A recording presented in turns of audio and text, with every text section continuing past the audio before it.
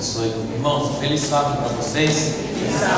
Que a graça e a misericórdia do nosso Senhor Jesus Cristo possam nos alcançar nessa manhã. Quero agradecer a Deus pela oportunidade de nós podermos estudar a sua palavra. Eu queria dizer que para mim é um grande privilégio estar aqui com vocês. Só quero aproveitar antes de apresentar a minha esposa, que está ali mais no filho, aquela moça bonita ali, é minha namorada há 18 anos, amém? Amém. É a Fabiana, e aquele rapaz bonito, solteiro, ele agora ficou com vergonha. Fique em pé, Samuel, por favor. Não parece desse tamanho, mas é meu filho, viu, meus filhos? Esse é o Samuel. Eles são os meus parceiros de missão, têm colaborado comigo nessa obra tão maravilhosa.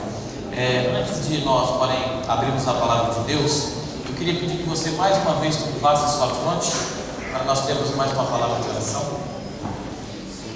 Querido Deus e Pai, para nós é um rico privilégio nessa manhã podermos ouvir a Tua voz, ouvirmos a mensagem que o Senhor tem para nós, mas nós sabemos que o Senhor conhece todas as nossas dificuldades. Nós tivemos uma semana agitada, esse mundo tem nos sacudido de um lado para o outro, uma correria. Muitas vezes nós não temos tido tempo para nada, mas queremos te suplicar nessa manhã que o Senhor venha acalmar os nossos corações, e que verdadeiramente o Espírito Santo nós venhamos nessa manhã ouvir a Tua voz, que nada venha desviar a nossa atenção da mensagem e da palavra que o Senhor tem para nós nessa manhã. Essas bênçãos nós te pedimos e agradecemos em nome de Jesus. Eu queria pedir que vocês abrissem as suas Bíblias na primeira carta de Paulo a Timóteo, capítulo 4. 1 Timóteo, capítulo 4.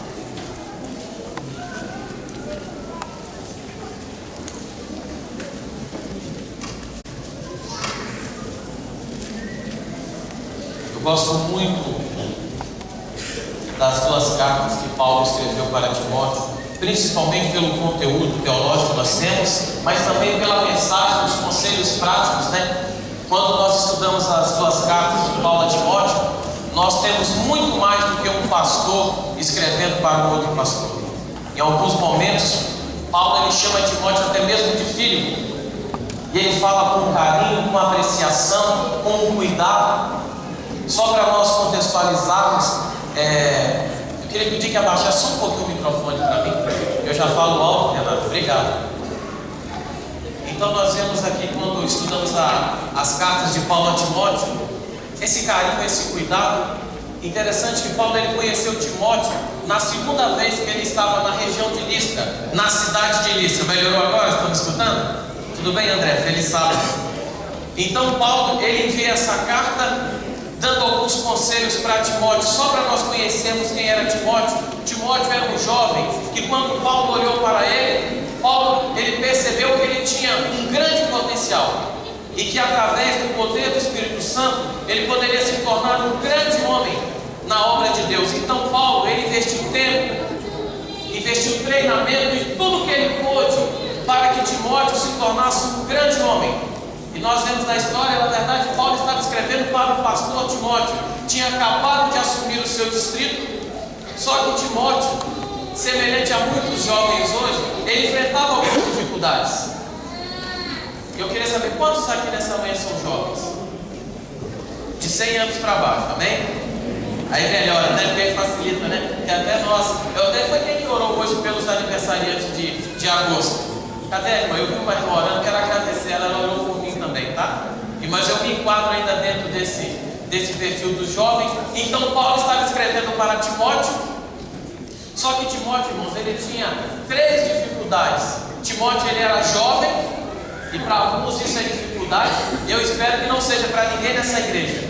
Timóteo ele era tímido, e dizem alguns estudiosos, comentando alguns textos da palavra de Deus, que Timóteo possivelmente ou ele tinha um problema de úlcera ou uma forte gastrite. Agora imagine, timidez, juventude aliada com a gastrite, o que vocês acham que isso daria? E agora Timóteo assume o primeiro distrito dele. Tá bom, pode deixar, vou encostar aqui, eu estou me acostumando aqui. E Timóteo assume o primeiro distrito. E quando ele assume, ele começa a enfrentar as suas dificuldades. E eu imagino Timóteo escrevendo para Paulo dizendo: tem certeza que fui eu? Tem certeza que eu sou sou a pessoa escolhida para essa função? Eu não sei quanto a vocês, mas em diversos momentos da minha vida, eu me deparei em uma situação que eu achava que eu não era a pessoa certa para aquela situação, ou para aquela responsabilidade, seja na igreja, seja no trabalho, seja no casamento. Eu me lembro que quando eu me casei, depois da lua de mel, eu falei: meu Deus, tirei essa moça bonita de casa. Ela até fugiu, ficou com vergonha. Tirei essa moça bonita de casa, e agora eu vou ter que dar para ela o quê? Casa, comida e o que mais? A roupa lavada deixa para ela, né? Mas o que acontece, irmãos? Timóteo estava nessa situação, então Paulo escreve para ele. Eu queria que vocês analisassem comigo agora o verso 12. O verso 12 é a base da nossa mensagem nessa manhã. Olha o que Paulo escreveu: ninguém despreze o quê? A tua mocidade. Alguém tem a Bíblia aí na versão jovem? Alguém que se encontra aqui nessa mesa tem a Bíblia na versão jovem? Que poderia ler para mim? O senhor lê, por favor, irmão?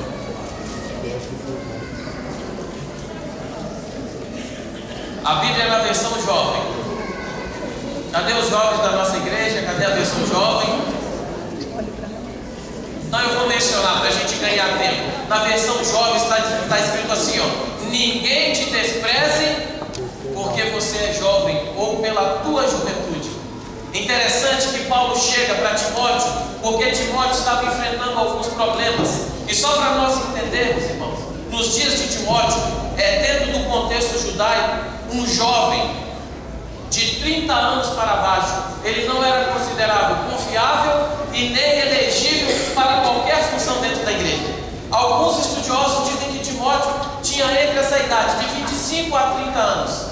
E eu acho, até pelo conteúdo da carta e pelos problemas que ele estava enfrentando, que isso é bem plausível para nós discutirmos. Então Paulo escreve: ninguém te despreze pela tua mocidade, porque essa é a tua força, esse é um grande dom que Deus te deu. E eu vou falar uma coisa, irmãos: essa igreja, ela é uma igreja jovem, amém? Amém. Nós completamos agora quantos anos? Cerca de 100 e quantos anos? 160 anos. A profetisa dessa igreja, ela assumiu seu ministério aos 17 anos, fraca, débil, sem saúde, pouco estudo. Quando ela se achou diante de Deus, ela olhou para Deus e disse: eu não tenho condições. Deus disse o seguinte, ó: confia em mim, porque eu te ajudarei. Existia um homem também nessa igreja, aos 15 anos, o nome dele era J.N. Andrews. Aos 15 anos ele tomou a decisão de aceitar a Jesus como seu Salvador. Aos 20 anos ele já era um evangelista, e ele se tornou o maior evangelista que essa igreja já conheceu. Então Paulo fala: ninguém pode te desprezar, Timóteo, pela tua juventude, porque principalmente na igreja adventista são os jovens que vão terminar a pregação do evangelho, amém? Amém. Então, irmão, Paulo estava escrevendo para nós também. Então ele falou com Timóteo, e eu acredito que os conselhos que Paulo deu para Timóteo, 5 conselhos importantes aqui, se aplicam a nós. Vamos continuar a leitura do texto. Olha o que ele fala: ninguém te despreze pela tua juventude. Olha o que ele diz aqui, ó: pelo contrário, torna-te o quê? Padrão dos fiéis. E quando eu li esse texto a primeira vez, eu fiquei implicado, né? Porque eu não sei quanto a vocês, mas eu estou cansado de ouvir essa história, irmãos. As pessoas dizem bem assim, ó: ninguém é exemplo de ninguém. Será que isso é verdade? Porque à luz da palavra de Deus, o homem que escreveu isso daqui, ele bateu no peito e disse bem assim, ó: sede o que, meus? Imitadores. Imitadores. Porque eu sou imitador de quem? De Cristo. Ele disse também: já não sou eu, mas quem vive, mas Cristo vive em mim. Então, irmãos, chega dessa história de que ninguém é exemplo para ninguém. Paulo está dizendo para Timóteo e para mim e você: torna-te padrão de quem? Dos fiéis. E hoje na igreja, tá, querido? A igreja de Jesus Cristo, ela precisa de homens que se tornam padrões na sociedade, no meio cristão, lá na faculdade, nos negócios. Pessoas que se tornem referências, modelos de confiança, para que essa igreja continue testemunhando pelo poder de Cristo. Então Paulo, ele cita pelo menos 5 itens nos quais Timóteo e eu e você precisamos nos tornar padrão. Então eu queria ler aqui com vocês. Eu vou voltar no início da leitura. Então ele diz assim, ó: ninguém despreze a tua mocidade, Timóteo. Pelo contrário, Você precisa se tornar um padrão. Então Paulo escreve a Timóteo dizendo o quê? Qual o primeiro item que tem aí? Não, irmãos, eu queria a ajuda de vocês. Quando eu leio esses textos eu fico um pouco confuso. O que é que vocês acham que Paulo estava querendo dizer com a palavra ali? Alguém pode me ajudar? O senhor falou bem, viu? Outro dia eu li esse texto e uma pessoa falou: Paulo estava dizendo que nós devemos estudar a palavra. Não é isso que Paulo está dizendo aqui. Olha aqui o verso 13, o que está escrito? Até a minha chegada, Paulo fala: aplica-te o quê? A leitura. Aqui sim, né? Aqui ele está dizendo que nós precisamos estudar a palavra. Mas eu creio que todo mundo aqui estuda a Bíblia todos os dias. Todo mundo aqui estuda a lição da escola sabatina, os livros do Espírito de Profecia. Amém? Amém. Esse amém foi fraco, hein? Amém? Amém. Mas Paulo fala: torna-te padrão nas palavras. Na verdade, Paulo estava preocupado com aquilo que nós falamos. O senhor acertou em cheio. Na verdade, do que nós estamos falando, ou melhor, de quem nós estamos falando, no nosso círculo de conversa. Eu tenho um sermão que eu prego e eu tenho o costume de dizer que nós somos aquilo que nós fazemos no nosso momento de folga. Quando as luzes se apagam, quando você tira a gravata, não é isso? Quando você não precisa passar a chapinha no cabelo, quando você está sozinho diante da televisão, quando você está na sua rodinha de amigos, que tipo de palavra você tem pronunciado? De quem, ou da vida de quem que vocês estão falando? Será que os nossos lábios, eles têm glorificado o nome de Cristo? Será que Cristo tem sido exaltado através das minhas palavras?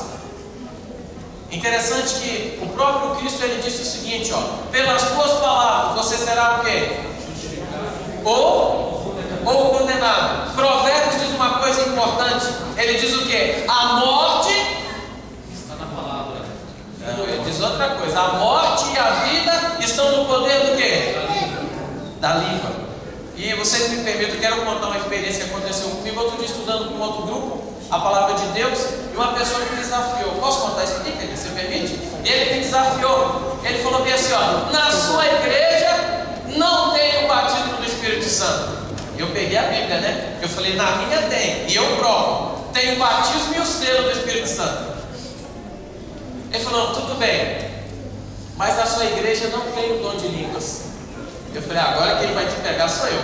Eu falei assim, você crê no dom de línguas? Ele falou, creio. Eu falei, eu também. Segundo está onde? Mas eu até brinquei com ele, ele acabou se tornando meu amigo, né? Eu falei assim, na verdade a minha igreja tem o dom de línguas. E ele é grande. Eu disse para ele, é maior do que você pensa. Irmãos, é engraçado, mas acaba se tornando triste, sabe por quê? Porque hoje nós estamos mais preocupados com a vida das pessoas do que até com a nossa própria, né? Nós estamos mais preocupados em falar da vida das pessoas do que com aquilo que realmente é importante. Então Paulo fala, toma cuidado com as suas palavras.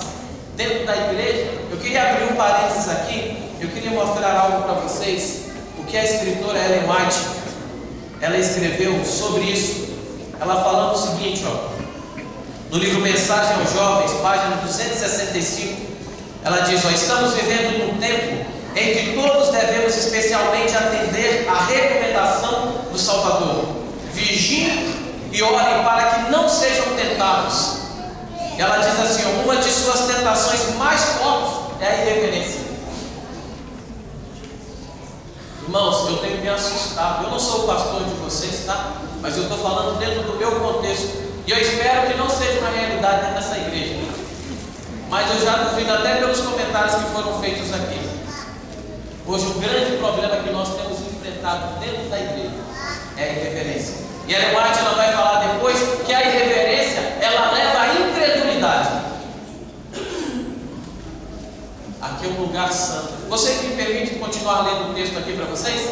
Só para ver o que ela fala. Ela continua dizendo o seguinte, Deus é altíssimo e santo, e para a alma humilde e crente, sua casa, onde é a casa de Deus? Primeiro é você, né? A Bíblia diz que nós somos templos do Espírito Santo, mas aqui também é a casa de Deus, amém? Amém. E ele diz, sua casa na terra, o lugar em que seu povo se reúne para adorá-lo, é a porta do céu. Meu Deus, irmão, se aqui é a porta do céu, então tem alguma coisa errada. Será que as conversas, as palavras, os falatórios que nós temos colocado em prática dentro da casa de Deus condizem com a porta do céu? E ela continua dizendo, os hinos de louvor, as palavras proferidas pelos ministros de Cristo são instrumentos designados por Deus para preparar o povo para a igreja celeste, para aquele culto de adoração mais elevado, em que nada do que é impuro e não santificado poderá participar. E ela continua dizendo, a reverência é muito necessária.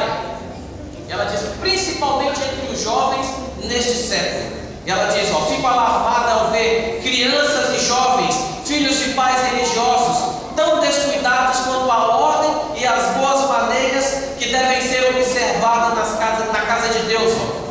E aqui diz, enquanto os servos de Deus estão apresentando as palavras da vida, as pessoas, alguns ficam lendo, outros, eu vou ter que falar isso aqui, viu? Aqui fala, cochichando. Aqui não tem isso, né, irmãos? Graças a Deus, amém? E aqui diz, cochichando, até perdi aqui, e rindo. Eles estão pecando ao desviar a sua atenção dos que estão ao seu redor. E depois ela vai mencionar que isso precisa ser corrigido imediatamente.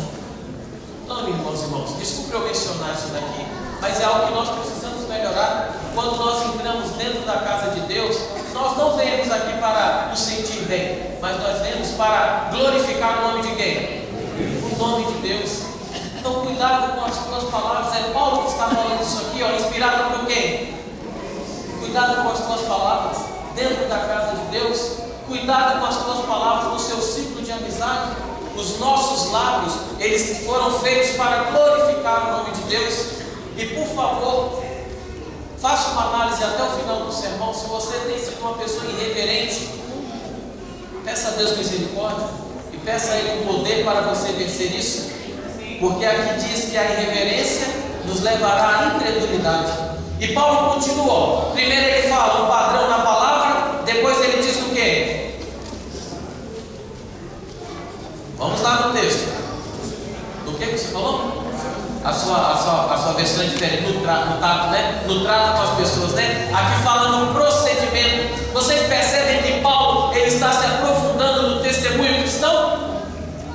Lá em Provérbios também diz assim, o mau mensageiro se precipita no mal, mas o embaixador fiel, ele é medicina, ele é saúde. Paulo está falando sobre o nosso testemunho cristão, as nossas atitudes, principalmente no que diz respeito aos momentos de crise que essa igreja está enfrentando.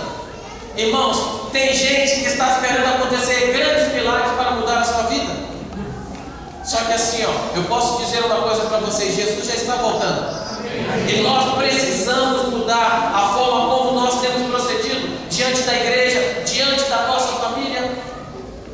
Outro dia eu recebi um telefonema, eu fiquei muito chateado, eu cheguei a me emocionar. Eu estou falando isso daqui porque a pessoa me permitiu mencionar, não o nome. E uma senhora disse assim para mim, pastor, eu preciso que o senhor venha aqui na minha casa rapidamente. Eu falei, o que está acontecendo, meu irmão? Ela disse, eu quero te apresentar o meu esposo. Eu falei, mas eu já conheço ele. E muito bem. Ela falou, não, o senhor não conhece, pastor. O senhor conhece meu esposo na igreja. Na igreja, ele é bonzinho para todo mundo. Na igreja, ele tem tempo para todo mundo. Na igreja, não falta dinheiro no bolso dele. Na igreja, ele fica até altas horas. Mas aqui em casa, quem conhece ele primeiro é Deus. Eu e meus filhos. Então eu quero que o senhor venha aqui. Sabe o que eu falei, irmãos? Misericórdia. Eu cheguei a me emocionar. Então Paulo está falando sobre isso daqui. Será que nós podemos aplicar isso também para a nossa família? Nós precisamos melhorar o nosso procedimento, o nosso testemunho, irmãos. É fácil ser cristão dentro da igreja. É fácil ser cristão aqui quando nós colocamos uma gravata, um terno bonito, uma roupa bonita. Mas e lá fora? E quando nós saímos dessa porta para fora, como tem sido o nosso testemunho? Então Paulo fala, cuidado com o seu. Foi quem que disse na palavra de Deus que nós somos testemunhas? O próprio Deus. Agora eu pergunto, será que você tem revelado Deus de forma plena na sua vida, por onde quer que você esteja? Vamos dar continuidade ao texto? Vamos lá? Então Paulo fala na palavra, no procedimento e aonde? No amor. Outro dia eu ouvi uma pessoa dizer assim: pastor, eu não aguento mais falar de amor. As pessoas sobem no culto da igreja e falam de amor. Eu falei: mas você está certo, meu irmão. Ele falou: por que estou certo, pastor? Porque a Bíblia disse que nos últimos dias, não é assim, André? O amor de muitos. Eu falei: então você está cumprindo a profecia. Ele falou: pastor, Deus tem misericórdia de mim. Eu falei: mas nós vamos te ajudar. Então, irmãos, parece que o amor tem se extinguido no meio cristão. As pessoas estão frias, estão alheias às necessidades. Eu me lembro que alguns anos atrás, quando nós vimos na televisão, ou até mesmo na internet, uma notícia de alguém que sofreu um acidente ou algum episódio trágico assim, nós nos alarmávamos, né? Nós ficávamos tristes. Muitas orações eram feitas.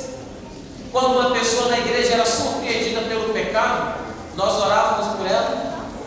Mas hoje tem sido diferente. Eu queria fazer uma experiência com você nessa manhã. Eu queria testar como que está o termômetro do amor dessa igreja. Vocês podem me ajudar? Então faz o seguinte, marca aí a página aí de Timóteo. Eu quero abrir um outro texto com vocês. Eu quero abrir lá em 1 Coríntios capítulo 13. Vamos ver como é que está o amor da igreja do José Bonifácio.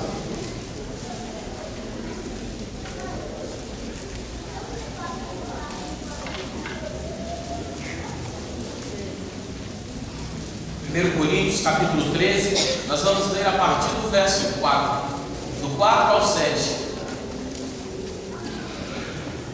Eu quero fazer uma leitura diferente, não é alegoria não, viu meus irmãos? Mas se você conseguir passar nesse teste que eu vou fazer com você agora, você pode dizer assim, ó, eu estou caminhando para o céu, amém? Então o que eu quero fazer? Qual que é a palavra que está em evidência nesse capítulo? Olha, vocês conhecem, parabéns. Mas agora vamos colocar em prática.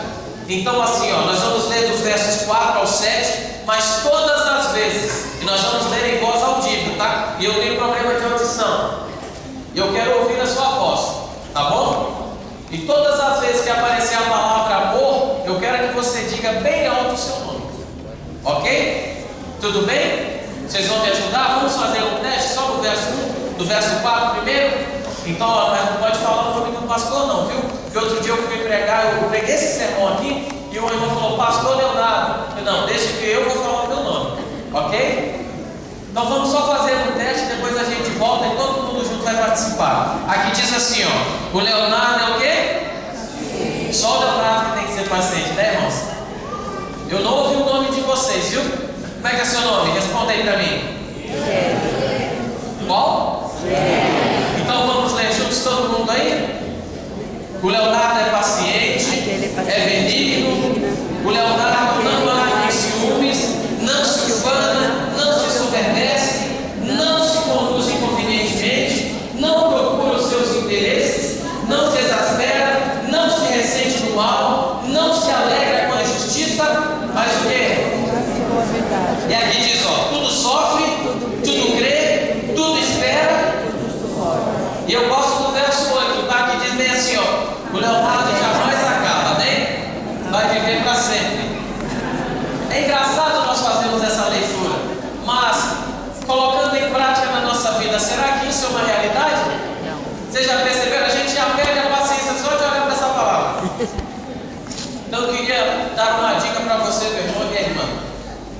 Todas as vezes que você estiver perdendo o controle, ou todas as vezes que você sentir que você está se distanciando da presença de Deus, leia 1 Coríntios, capítulo 13, do verso 4 ao verso 7. Você faça esse teste. Se você conseguir passar nesse teste, eu garanto que você está se preparando para ir para o céu. Tá bom? Mas vamos continuar, vamos voltar lá em Timóteo, para ver o que Paulo ainda tem para falar para nós. E Paulo diz, seja padrão do amor, e agora ele fala de uma coisa muito importante. Ele fala sobre o quê? Na fé. Na fé. Como é que está a fé de vocês? Se eu fosse perguntar aqui, né? Quantos aqui acreditam em Deus, né? Seria até engraçado, né? Porque todo mundo, eu creio, que de alguma forma vai dizer que acredita em Deus. Deus. Quer ver só um exemplo? Quantos creem em Deus aqui? Mas se eu perguntasse, quantos verdadeiramente confiam em Deus? Já levantou menos as mãos, né? Vocês já perceberam, irmãos, quando a gente começa a olhar para esses textos aqui, Deus ele confia mais em você do que você confia nele. Interessante que Deus, ele tem todas as razões para desacreditar em você, mas ele coloca todas as razões possíveis e ele coloca até o seu nome em crédito para te dar uma oportunidade. Nós falamos que nós temos fé em Deus. Interessante que lá Tiago ele vai falar na sua carta lá o seguinte, que aqueles que somente creem em Deus, ele coloca a nossa fé no nível dos demônios. Ela não tem valor nenhum, porque os próprios demônios, a Bíblia diz que eles creem em Deus e ainda estremecem. Mas será que eles fazem a vontade de Deus? Será que verdadeiramente eles confiam, eles se entregam totalmente a Deus? Eu creio que não. Então Timóteo, Paulo fala para Timóteo o seguinte: meu filho, torna-te um padrão na fé. Aí você poderia olhar para mim e dizer assim, mas pastor, eu tenho fé em Deus, mas eu só tomo na cabeça, né? É tanto problema, né? É na igreja, eles roubam o fio da igreja. Eu chego na igreja, alguma pessoa me trata mal. Na semana do meu trabalho está dando tudo certo. O meu casamento não está indo bem. Acabei de perder o meu emprego. O Senhor veio pedir para eu confiar em Deus. Interessante que a primeira vez que essa palavra aparece, está lá no livro de Abacuque, né? Abacuque ele disse que o justo viverá. A palavra que tem lá chama-se emuná, significa confiança aos extremos, confiar totalmente nas boas intenções de Deus. Isso é diferente de pedir um bom emprego, ou estabelecimento econômico da sua vida, ou solução do seu casamento. É você confiar que Deus, ele sabe o que é melhor para você. A Bíblia disse assim, ó: no mundo tereis o quê? Mas tende bom ânimo. E foi quem é que venceu o mundo? Não é você, irmãos. Nós não temos condições de vencer o mundo sozinhos nunca, mas pelo poder de Cristo Jesus, né? Pelo poder do Espírito Santo, nós podemos nos tornar mais do que vencedores. Vou contar rapidamente uma experiência para vocês que aconteceu comigo. Alguns anos atrás eu tinha um carro, eu era apaixonado por ele. Era um Chevette. Só que assim, eu sempre tive um sonho de comprar um Vectra. Só que assim, ó, eu não conseguia materializar o meu sonho, porque estava além ainda das minhas expectativas. Jovem, acabei de casar, já tinha um menininho já para cuidar. E você sabe, criança pequena come bastante, né? Então olha pelo pastor, eu tinha que tratar bem a minha esposa. Só que eu fiz o seguinte, ó, eu tenho que ser um padrão na fé, tenho ou não tenho? Então eu falei assim, eu não posso comprar um Vectra, mas eu vou transformar esse Chevette com Vectra. E um dia eu cheguei, aqui vocês falam desmanche, né? Lá na minha terra, lá no Espírito Santo, eles falam ferro velho. Lá na minha terra desmanche é onde eles guardam o carro e distribuem para várias pessoas. Entendeu? Mais ou menos assim. Então eu cheguei no ferro velho e lá tinha assim, ó, pendurado, adivinha o volante de quem? Do velho. Eu falei, é meu. E eu fui lá e fiz uma troca. Dei o meu abraço de troca e coloquei o volante do Vectra no Chevette. E já mudei o nome dele. Adivinha qual foi o nome dele? Chevette. E aonde eu ia, trabalhando, às vezes na comportagem, todo mundo queria ver meu Chevette. Era 1.6, 93 prata, roda de liga leve e volante de Vectra. Só que é o seguinte, irmãos, o trabalho foi se estendendo, as responsabilidades aumentando, e um dia eu conversando com Deus, eu disse assim, meu Deus, muito obrigado pelo Chevette. Só que assim, ó, ele está consumindo as nossas energias. Ele era carburação pura, irmãos. Cada pisada, ele era 2, 3 litros de gasolina. Eu falei assim, ó, muito obrigado pelo Chevette, mas se o senhor quiser me dar outro carro, eu não estou querendo atrapalhar as suas boas, mas se for um Fiat Uno branco, eu vou ficar feliz. Quem me conhece sabe que carro eu tenho, querido? É um Fiat Uno, a ambulância de Jesus, irmão, tá bem? Está ali estacionado ali. Eu vou até mandar colocar uma cruzinha vermelha nele ali. Estamos aqui para salvar, amém? Então o que acontece? Uma semana depois eu falei desse jeito na oração. Eu recebi um telefonema e a pessoa me ligou e falou bem assim, tudo bem, Léo? Tudo bem, nós acabamos de comprar um carro para você. Eu falei, como é que é isso aí?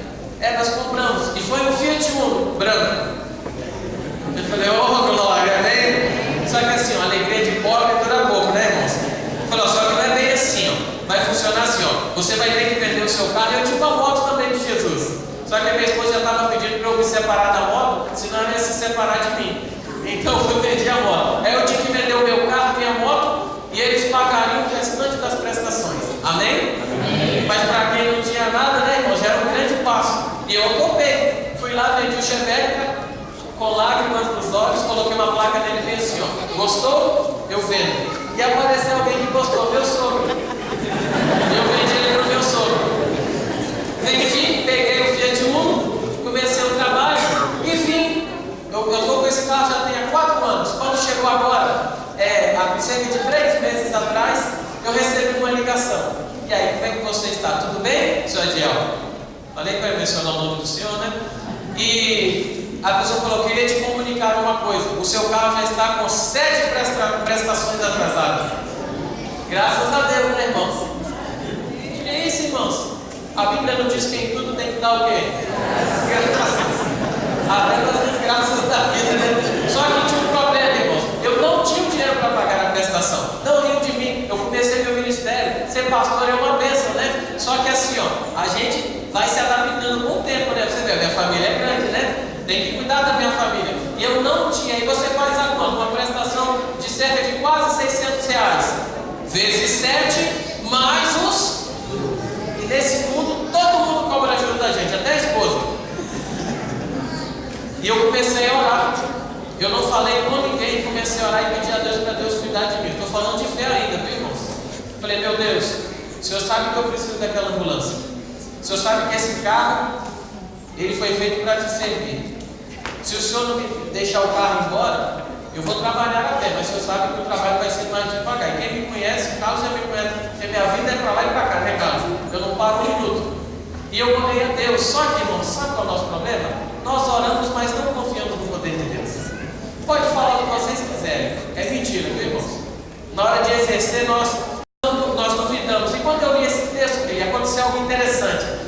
Timóteo, recebendo o conselho de Paulo, ele ouviu o seguinte: você tem que ser um padrão na fé. É fácil eu vir aqui falar para você ter fé. E eu? Será que eu confio em Deus? Então eu cometi uma loucura. Eu ia até trazer para mostrar para vocês. Eu liguei para a pessoa e falei bem assim, ó: mande os boletos. Mas como assim? Pode mandar os boletos. Ela falou: o que você vai fazer? Eu falei: eu vou pagar. Não tinha um centavo na conta. Mas não sabe quando você faz aquele negócio assim, dá um frio na barriga? Você sabe, né? O que é isso, né? Você já passou por isso. E 7 dias depois os boletos chegaram. Só chega na sexta. É igual o gás, acaba no sábado, essas coisas assim. E chegou. E quando chegaram aqueles boletos, foi você que me falou que tinha chegado, foi, irmão? A minha irmã falou: os boletos chegaram, irmãos. Eu falei: meu Deus, e agora? Eu fui lá, despistado lá no quarto, falei: Senhor, o Senhor disse que eu tenho que confiar no Senhor. Os boletos estão aqui. A conta não tem dinheiro. Faça um milagre. Em outras palavras, eu me lembrei de Moisés, né? De antes estava o exército do Egito. Não é assim que estava, não. Atrás, né? Faraó e o povo do Egito. Os soldados. Na frente estava o quê? E eu escutei Deus falando bem assim: coloca o pé na água, meu filho. Eu falei assim: a minha parte eu fiz, o boleto está aqui. O carro é seu, o pastor é seu. Então cuida de mim. Irmãos, para a honra e glória de Deus, quando foi na segunda-feira, eu recebi um telefonema. E assim, eu falo até com dificuldade. Uma pessoa me ligou e falou assim: filho, quanto é mesmo que vai ficar para resolver a questão do seu carro? Eu falei o valor. Pode ir lá que o dinheiro está na conta. Eu não pedi para ninguém. A única coisa que eu fiz, irmãos, eu pedi para a associação para eu comportar. Mas eu não sabia que existe na prática. Depois que eu me formo, eu não posso mais comportar. Ele falou: não, você tem que trabalhar. Eu falei: então deixa que Deus vai cuidar de mim. Então assim, ó. E olha que a bênção não acabou. Deus não faz bênção pela metade. Quando foi no sábado, de manhã cedo, o telefone tocou, já estava levantando para me arrumar o DDD 27. A tia da minha esposa me ligou e falou assim: Léo, como é que você está? Eu falei: estou bem. Você já olhou sua conta? Eu falei: não, mas já estou com vontade de olhar. Eu não olhei que era sábado, viu, irmãos? Então a gente também tem que ter um padrão disso daí, né? Ela falou: pois é, esse mês foi um mês muito abençoado. Deus nos abençoou muito. E nós estávamos orando aqui em casa, e Deus disse pra gente que nós tínhamos que te ajudar. Só para resumir, e o capeta é tão sujo, irmãos, que ele foi lá e quebrou meu carro. Eu falei, não, agora pode tacar até fogo que eu não tenho medo. Aí o que eu fiz? Com o dinheiro que me deram, eu paguei todas as prestações do meu carro, amém? Amém. Quintada, todas as 7. 7 é o número do quê? Da perfeição. E ainda com outro valor, eu ainda paguei a metade do conserto do carro. Amém. Então eu estou contando isso para vocês, que eu quero glorificar o nome do meu Deus. Amém. Porque Ele tem cuidado das minhas e das suas necessidades. Amém. Então é por isso que Paulo fala, né? Nós temos que tornar padrão na fé. Ou o que ele está dizendo? Coloque o pé. Quer ver só uma coisa? Quantos aqui tem problemas? Levanta a mão para mim. Quantos precisam de um milagre nessa manhã? Então daqui a pouquinho eu quero chamar você aqui na frente para colocar o pé na água. Amém? Amém. Beleza? Vamos ver o que mais que Paulo fala aqui. Terminando, Paulo diz o quê? Nós temos que nos tornar padrões do quê? Na pureza. Na pureza. E agora, como é que fica a nossa situação? O que Paulo estava querendo dizer aqui, irmãos? Diz para mim. Paulo ele foi muito a fundo, né, André? Essa questão do testemunho, né? Ele toca em todas as áreas. E se você depois olhar com mais atenção, você vai ver que Paulo está trabalhando os 5 sentidos do ser humano. Todas as áreas, né, que são frágeis, vulneráveis, que podem nos afastar de Deus. Santificação. Tem a ver com santificação. Mas tem uma outra coisa que nos dias de Timóteo ali, qual era o problema que Timóteo estava enfrentando? A questão da, como é que a gente chama hoje? Sensualidade, né? Problemas no casamento, as famílias estavam sendo atacadas pelo inimigo. Muitos problemas com adultério, sensualidade, famílias sendo desfeitas. Isso não acontece nos nossos dias, ainda bem, né? Claro que acontece, irmãos. Eu nunca vi uma época em que o inimigo ele tem bombardeado tanto as famílias. Nós falamos aqui, ó, no ano passado nós participamos juntos do encontro de casais, e aí eu creio que todos aqueles que participaram, creio que foi uma bênção, né? Mas o inimigo nunca fica satisfeito, né? Ele também cobra o seu preço. E eu estou te falando porque eu tenho sentido na minha vida, mesmo estando um pouco distante de vocês, algumas pessoas que foram alvejadas, né? Mas eu quero dizer para vocês, como Paulo está falando para Timóteo e para nós nessa manhã: torna-te um padrão na pureza. Mateus capítulo 6, verso 22 diz o quê? Os olhos são o quê? A candeia, né? A janela do quê? O que você tem colocado diante de ti? Os salmos, o salmista ele diz o seguinte, ó: não colocarei diante de mim o quê? Coisas impuras. Tantos problemas que nós temos ultimamente com pornografia, a questão da sensualidade tem comprometido muitos casamentos.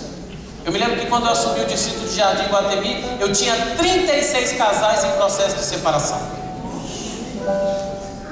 É por isso que nós criamos um projeto lá chamado Terapia Familiar. E muitos dos problemas eram por causa de pornografia. E às vezes nem era pornografia, porque nem tudo que a gente faz em si é pecaminoso. Mas se começa a roubar o tempo de Deus e começa a roubar o tempo da sua família, se torna o quê? Pecado. Então Paulo, ele disse: Timóteo, cuidado com aquilo que você vai colocar diante de você, dos teus olhos, com aquilo que você vai ouvir, aquilo que você vai alimentar a sua mente. Isso pode comprometer o seu testemunho cristão, pode comprometer o seu ministério, a sua salvação.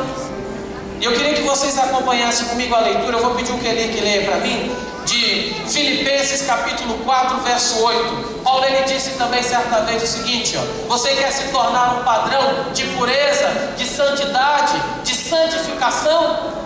Olha o que ele diz aqui, ó: finalmente, irmãos, tudo que é verdadeiro, tudo que é respeitável, tudo que é justo, tudo que é puro, tudo que é amável, tudo que é de boa fama, se há virtude, se alguma virtude há, se algum louvor existe, seja isso que ocupe o vosso pensamento. Amém, irmãos? Essa deve ser a vida do cristão. E nós analisarmos a palavra de Deus, os conselhos de Paulo, vocês percebem que o padrão de Deus ele é muito mais elevado. Aí outro dia uma pessoa disse bem assim: pastor, essa questão de ser cristão é muito difícil, porque Deus ele pede que nós renunciemos a algumas coisas. Eu falei, não, meu irmão, isso está errado. Ele não falou para você renunciar a algumas coisas. Jesus disse: quem não renunciar ao quê?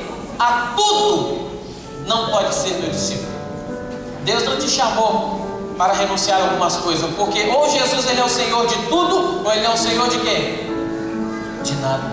É por isso que Paulo fala, o cristão ele tem que ser um padrão pela graça e pela misericórdia de Deus. Vocês precisam entender, irmãos, que arrependimento Deus não cobra de você, Ele te oferece. A graça é o poder que nós temos à nossa disposição para dizer não para o pecado e para viver longe do pecado. É o poder que nós temos para obedecer e fazer a vontade de Deus. Só que quando nós lemos esse texto aqui, nós falamos sobre referências, sobre vários outros assuntos. E eu não queria que você saísse hoje da mesma forma que você entrou. Eu acredito que Deus ele tem um propósito na nossa vida. Eu aprendi que todas as vezes que esse livro for aberto, ele tem que levar alguém a tomar uma decisão ao lado de Jesus. E você não pode sair aqui da mesma forma que você entrou. Eu quero chamar o Moisés aqui, ele vai cantar uma música. Só que enquanto ele estiver cantando, eu quero desafiar você a colocar o pé na água. Eu acredito que alguém aqui, pelo menos uma pessoa aqui nessa manhã, precisa melhorar em alguma dessas áreas. Eu sou uma delas.